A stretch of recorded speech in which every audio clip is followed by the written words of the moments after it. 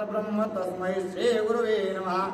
अलंकापुरे पुण्यभूमी पवित्र तेथे नांदतो ज्ञान राजा सुपात्र त्या आठविता महापुण्यराजी नमस्कार माझा श्री सद्गुरु ज्ञानेश्वरासे पुंडलिक विठ्ठल श्री ज्ञानदेव तुकाराम पंढरीनाथ भगवान की जय।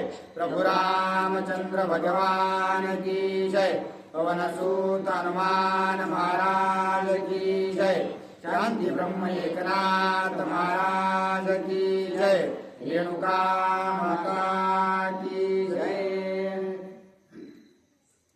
श्री गणेशाय नमः। श्री रामचंद्राय नमः।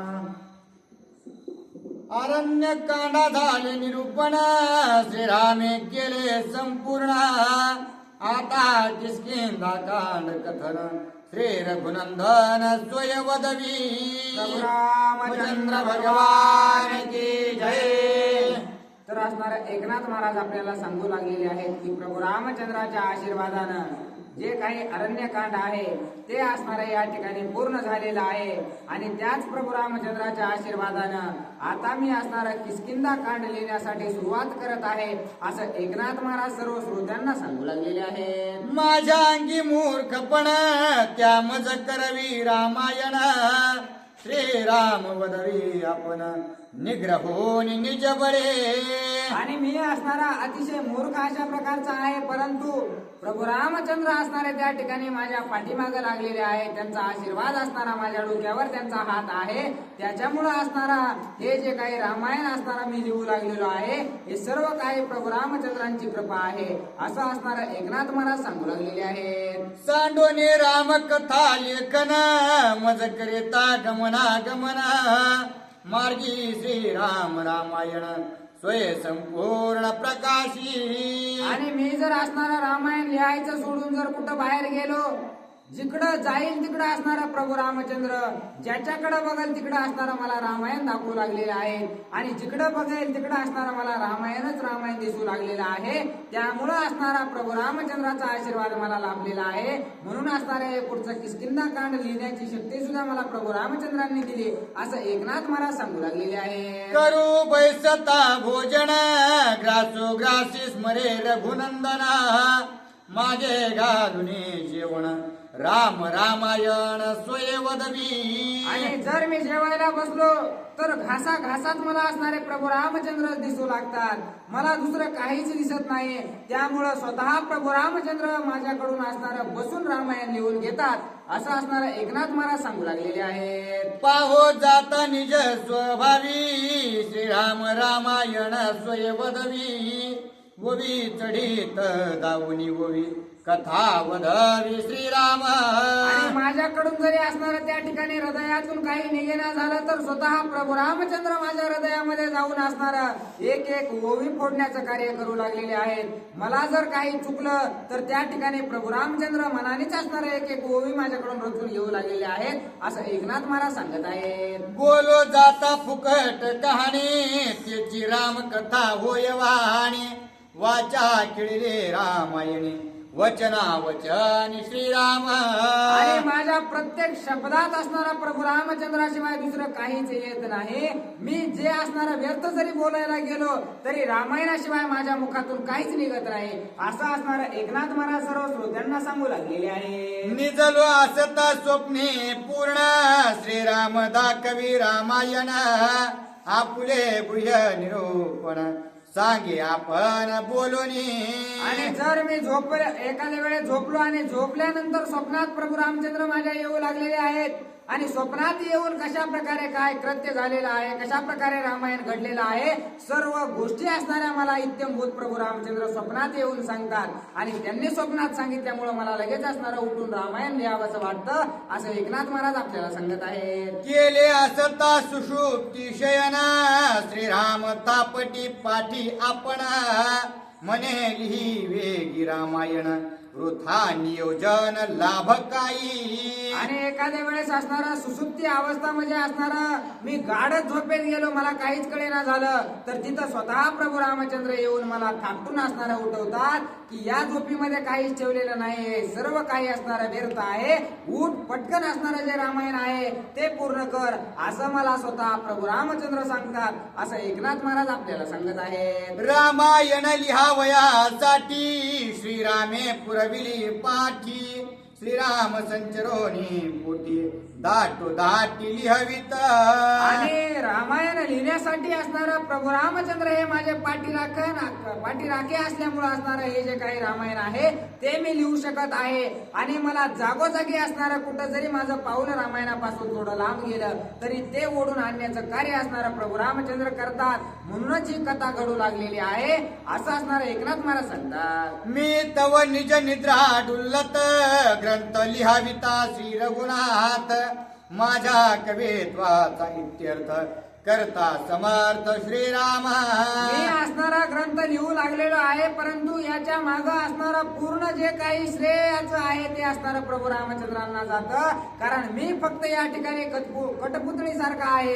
प्रभू रामचंद्र असणारे करते करविते असणारे त्या ठिकाणी आहेत आणि तेच माझ्याकडून लिहून घेऊ लागलेले आहेत, असं एकनाथ महाराज आपल्याला सांगतात. काय नेनो श्री रघुनाथा माझी आवडे मराठी कथा. बळात करे होय वदविता न करिता राहोने दी. आणि काय असणार त्या प्रभू रामचंद्रांनी तरी माझ्यात बघितलेलं असावं, मराठीमध्ये असणारा हा ग्रंथ माझ्याकडून प्रभू रामचंद्र लिहू लागलेले आहेत. आणि मी जरी थोडाफार कंटाळा केला तरी असणारा प्रभू रामचंद्र मला असणारा त्या ठिकाणी त्याची जाणीव करून देतात आणि माझ्याकडून राहिलेला ग्रंथ असणारा लिहिण्यासाठी मला असणारं स्फूर्ती देतात. अशा प्रकारचं एकनाथ महाराज सांगू लागलेले आहे. ते पूर्व कथानुसंधान करून शबरी उद्धरण. किष्किंधेसी राम लक्ष्मण दोघे जण चालिले. आता एकनाथ महाराजांनी असणारं सर्व काही सांगितलेलं आहे आणि आता कथेकडे असणारे एकनाथ महाराज वळू लागलेले आहेत. कालच्या अध्यायामध्ये असणारा त्या ठिकाणी प्रभू रामचंद्रांनी सर्वांचा असणारा पशु पक्ष्यांचा त्या ठिकाणी उद्धार केलेला आहे, शबरीचा उद्धार केलेला आहे. आणि हे सर्व काही कार्य केल्याच्या नंतर असणारं त्यांना किष्किंधेकडे जायचं होतं. त्यामुळे असणारा प्रभू रामचंद्र आणि लक्ष्मणजी त्या ठिकाणी सुग्रीव राजाची भेट घेण्यासाठी किष्किंधा राज्याच्या कडे असणारा निघालेले आहेत. क्रमुनी या दुर्धर वन वीर धीर ते दोघे जण घेऊन या धनुष्यबाण. श्रीराम लक्ष्मण पातले. आणि प्रभू रामचंद्रांनी आणि लक्ष्मणजीनं असणारं मोठमोठे वन असणारे त्या ठिकाणी पार केलेले आहेत. आपलं धनुष्यबाण घेऊन असणारा प्रभू रामचंद्र आणि लक्ष्मणजी त्या किष्किंधेच्या दिशेने निघालेले आहेत. इंद्रादी देवा हे दुर्गम वन येथे पायी आले दोघे जण. सुग्रीव म्हणे आपण योग्य दारुण हे दोघे. आणि सुग्रीव राजाने असणारा प्रभू रामचंद्राला आणि लक्ष्मणजीला येताना पाहिलेला आहे. धनुष्यबाण त्यांच्या हातामध्ये आहे, साधूच्या वेशामध्ये असणारे दिसू लागलेले आहेत. देवांना सुद्धा असणार या वनामध्ये हिंडता फिरता येणार नाही अशा प्रकारचं घनदाट असणार हे जंगल आहे. आणि या जंगलामध्ये हे दोन मनुष्य आलेले कोण आहेत अशा प्रकारचं दृश्य त्या ठिकाणी सुग्रीव राजाने पाहिलेलं आहे. आम्हा कपिते देखती मनुष्य चळचळा कापती. हे निशंक आम्हा सन्मुख येती. दुर्धर शक्ती या दोघा. आणि सुग्रीव राजांना विचार पडलेला आहे की आमच्या असणारं वानरांकडे जर साध्या मनुष्यानं बघितलं तर जागेवर त्याचा असणारा प्राण जाईल अशी अवस्था असणारी सर्व मानव जातीची होते. तर असणारं हे दोघं जण कोण आहेत, कशा प्रकारचे असतील, कारण त्यांच्या मनामध्ये कसल्याही प्रकारची भीती नाही आणि त्या ठिकाणी निर्भयपणे असणारं आपल्या दिशेने येऊ लागलेले असणारं सुग्रीव राजानं पाहिलेलं आहे. मज मारावया जान वाळीने आणले दोघे जण. तापस वेशे दोघे जण मारे करी पूर्ण हे माझे. आता सुग्रीवाच्या मनामध्ये असणारा विकल्प आलेला आहे. ते विचार करू लागलेले आहेत की हे दोघं असणारे या ठिकाणी निर्भीडपणे माझ्याकडे येत आहेत, कारण मनुष्य तर माझ्या समोर असणार मला बघितलं की त्या ठिकाणी पळून जातात.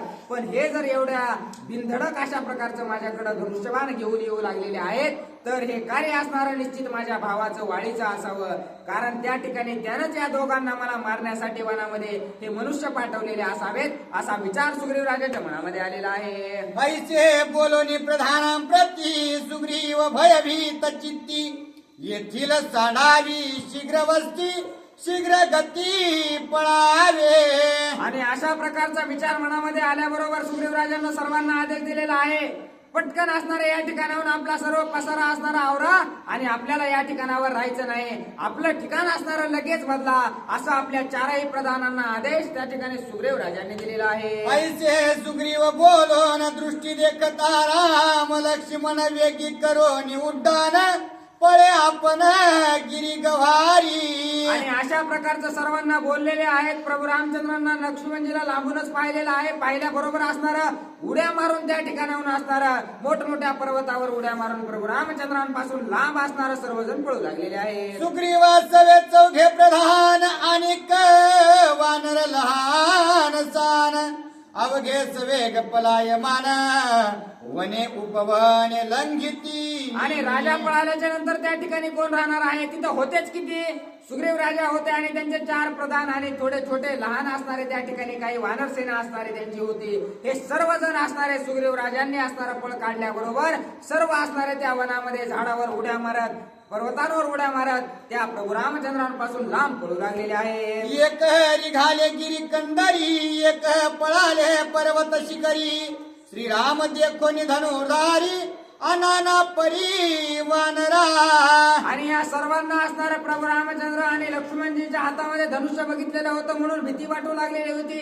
कुणी दऱ्या खोऱ्यानं पळू लागलेलं आहे, कुणी पर्वतांच्या शिखरावर जाऊन बसलेलं आहे, कुणी मोठमोठ्या झाडाच्या शेंड्याला असणारं जाऊन बसलेलं आहे. अशा प्रकारचं दृश्य असणारं त्या सर्व वानरांचं दिसू लागलेलं आहे. सबळ वानरांच्या उड्डाणी वृक्ष पडती उन्मळोनी पर्वत कडे पडती धरणी महापळणी वानरा.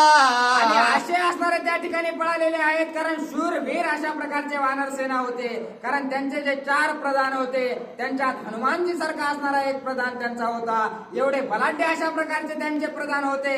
मग यांनी उड्या मारल्याच्या नंतर झाडं मोडतील यात काही वावग नाही, तर मोठमोठे झाड असणारे त्या ठिकाणी मोडू लागलेले आहेत, पर्वताचे कडे असणारे ढासळू लागलेले आहेत. परंतु तरीही असणारा सर्व वानर सेना प्रभू रामचंद्रांपासून लांब पळू लागलेले आहे. सुग्रीव राजा पयापन गुहेशी राम भय बैसून ते आले चौघे प्रधान कोण कोण ते ऐका. आणि सुग्रीव राजानं पर्वतावर मोठ्या असणारा उडी मारलेली आहे आणि त्या पर्वतावर जी त्याची गुफा होती त्या गुफेमध्ये असणारा ज्यावेळेस सुग्रीव राजा जाऊन बसलेले आहेत त्यावेळेस असणारा त्यांचे 4 प्रधान त्यांच्या भेटीसाठी त्यांच्या जवळ आलेले आहेत. ते कोण कोण आहेत ते ऐका. नळनीळ जांबवंत चौथा प्रधान हनुमंत जो का सबळ बळे विख्यात तो स्वय पुसत सुग्रीवा. आणि 4 प्रधान असणारे सुग्रीव राजांचे नळ नीळ जामवंत आणि चौथे जे प्रधान होते ते असणारे हनुमानजी होते. हे चौघही असणारे त्या ठिकाणी सुग्रीव राजासमोर उभा राहिलेले आहेत आणि हनुमानजी त्या ठिकाणी सुग्रीव राजांना काय विचारू लागलेले आहेत. तू राजा सबळ सृष्टी दोघे मनुष्य देखो निदृष्टी का पळाला उठा उठी त्या भयाची गोष्टी मज सांगे. हनुमानजी सुग्रीव राजांना म्हणू लागलेले आहेत, राजे तुम्ही असणारा या ठिकाणी आमच्यासारखे प्रधान तुमच्या सोबत आहेत, तरीही असणारा तुम्ही त्या 2 मनुष्यांना बघून असणार एवढा लगबगीने का पळालात याचा काही वृत्तांत मला कळाला नाही. या मागचं काय कारण आहे हे सर्व काही मला तुम्ही सांगा, अशी विनंती हनुमानजी सुग्रीव राजांची करू लागलेली आहे. सुग्रीव म्हणे हे वन दुर्धर रिघोन शकती सुरासुर येते पायी आले दोघे वीर धनुर्धर महाबळी. हो, आणि सुग्रीव राजा म्हणू लागलेले आहेत की अतिशय दुर्धर अशा प्रकारचा हनुमंत हे वन आहे. इंद्रादिक देवांना सुद्धा या ठिकाणी असणारा रस्ता सापडत नाही. अशा प्रकारच्या वनामध्ये दोघच जर मनुष्य असणारं सर्व वन पार करून आलेले आहेत याचा अर्थ ते अतिशय बलवान अशा प्रकारचे आहेत, अतिशय सामर्थ्य असणारं त्यांच्याकडे आहे. त्यांच्याकडे सामर्थ्य असल्याशिवाय या वनामध्ये ते येऊ शकत नाहीत. अशा प्रकारे असणारं सुग्रीव राजा हनुमानजीला असणारं सांगू लागलेले आहेत. वेढिले चिर कृष्ण जिनांबर तापस वेशी अति सुंदर चांपासी कैसे चाप शर मारे कर वाळीचे. आणि ते जे आलेले आहेत दोघं ते असणारे अतिशय असणारे शोभायमान दिसू लागलेले आहेत, अतिशय टवटवीत अशा प्रकारचे दिसू लागलेले आहेत. त्यांचा जो वेश आहे तो असणारा साधूचा दिसू लागलेला आहे. पण साधू तर दिसू लागलेत, पण त्यांच्याकडे असणारा त्या ठिकाणी धनुष्यबाण कशाला आहे? मग जर ते असणारे साधूच्या वेशामध्ये धनुष्यबाण घेऊन येत आहेत तर निश्चितच असणार त्या वाळीने त्यांना मला मारण्यासाठी पाठवलेलं असावं, असं असणार सुग्रीव राजा हनुमानजीला सांगू लागलेले आहे. मद मारावयासाठी वाळीने आणली हे कपटी ते भय घेऊन या पोटी उठा उठी पळालो. आणि हे हनुमंता, माझा जो भाऊ आहे वाळी त्यानंच असणार निश्चित या दोन कपटी लोकांना मला मारण्यासाठी पाठवलेला असणार आहे. हा विचार माझ्या मनामध्ये आला, म्हणूनच मी त्या ठिकाणाहून असणारा पळ काढला आणि तुम्हालाही त्या ठिकाण सोडायला सांगितलं, असं सुग्रीव राजा हनुमानजीला सांगू लागलेले आहे. त्यांची होता ठवण माझे जावो पाहती प्राण तेने भय पलायमान हे सत्य जाण हनुमंता. आणि हनुमंता, मी तुला खोटं नाही सांगणार. ज्या वेळेस असणार मी त्या प्रभू रामचंद्रांना आणि लक्ष्मणजीला डोळ्यानं पाहिलं ना त्या वेळेसच असणारा माझा जीव जातो की काय अशी अवस्था माझी झाली होती. कारण ते दिसायला एवढे सामर्थ्यवान अशा प्रकारचे होते की त्यांच्याकडे बघूनच असणारं माझं युद्ध करण्याचे असणारे धाडस झालं नाही, म्हणून मी त्या ठिकाणावरून पळ काढला, असं हनुमानजीला असणारं त्या ठिकाणी सुग्रीव राजा बोलत आहे. आणि एक हनुमंताचा नवळी सासे शाप वचन ऋष्यमुख पर्वती करिता गमन पावसी मरण निश्चयसी. आणि हनुमंता, आणखीन एक त्याच्या मागचा उद्देश आहे. कारण असणार वाळीला या ठिकाणी ऋष्यमुख पर्वतावर येण्यासाठी ऋषीनं श्राप दिलेला आहे, त्यामुळे तो स्वतः असणारा इथं येऊ शकत नाही. त्याच्यामुळे असणार त्याने कुणीतरी दोघं जण सामर्थ्यवान अशा प्रकारचे दोघं तयार केले असावेत आणि मला मारण्यासाठी त्या दोघांना असणार पाठवलेलं असावं, असा विचार माझ्या मनामध्ये आल्यामुळे असणार मी त्या ठिकाणाहून पळ काढला, असं सुग्रीव राजा हनुमानजीला सांगतात. दोघे वीर देखता दृष्टी धैर्य न धरावे माझ्या पोटी बळे सांडवली सृष्टी उठा उठी पळालो. आणि त्या दोघांकडे ज्या वेळेस मी बघितलं ना त्यावेळेस माझं सर्व धैर्य शैर्य असणारं त्या ठिकाणी खचून गेलेलं होतं. त्यांच्याकडे बघितल्या असणारं एवढी भीती माझ्या मनामध्ये बसली की माझं असणारं त्यांच्यासोबत युद्ध करण्याचं सामर्थ्य असणारं शून्य होऊन गेलं, म्हणून मी असणारा त्या ठिकाणाहून पळ काढला, असं असणारं सुग्रीव राजा हनुमानजीला सांगत आहे. म्हणून हे सहकारी दोघे आणले धनुर्धारी निर्भय येतात ती देखो निउदरी भय निर्धारी वाटत. आणि ते जे दोघं धनुष्यबाण घेऊन आलेले आहेत